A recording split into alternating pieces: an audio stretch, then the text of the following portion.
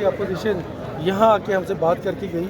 उनका ये कहना है कि अपनी तनख्वाहें तो 100 गुना से भी ज़्यादा बढ़ा ली और सरकारी मुलाजमिन को सिर्फ उन्हें 10%। सिर्फ इतना कहें जी कि हम तो चले बड़े लालची लोग हैं, हमने बढ़ा ली है।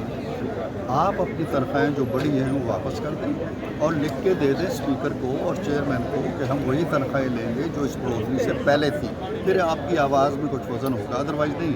Thank you. बजट प्रपोजल तजावीज़, ये तजावीज़ नेशनल असम्बली में डिस्कस होंगी, ये तजावीज़ सेनेट में। आज हमने वो जो प्रपोजल हैं अपनी जो हमारी कमेटी है फाइनेंस की उसके हवाले कर दिए। वो फाइनेंस कमेटी मुसलसल कल से मीटिंग्स अपनी शुरू करेगी। ये मीटिंग्स 18-19 तारीख तक जारी रहेंगी। हम भी उन्हें अपनी प्रपोजल देंगे तो सॉलिड रिकमेंडेशन के साथ सेनेट जो है वो 19 तारीख को अपनी तजावीज़ सेनेट में जमा करा देगी, जो हम सबमिट कर देंगे नेशनल असम्बली के। सर खासतौर पर किसानों के लिए उसमें यकीनन जो शक्ल निकलेगी वो मौजूदा बजट से इम्प्रूव्ड शक्ल निकलेगी इन तजावीज़ के बाद।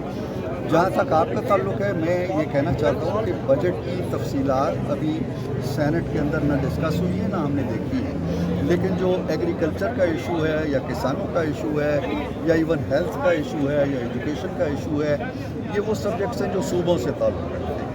हमारे यहाँ ये बड़े महदूद दायरा है इस्लामाबाद का जिसके अंदर हम काम करते हैं, अदरवाइज़ ये जो सब्जेक्ट है ये हमारा नहीं है। Thank you very much. अच्छा, एक आखिरी सवाल था। पूरी अपोजिशन यहाँ आके हमसे बात करके गई।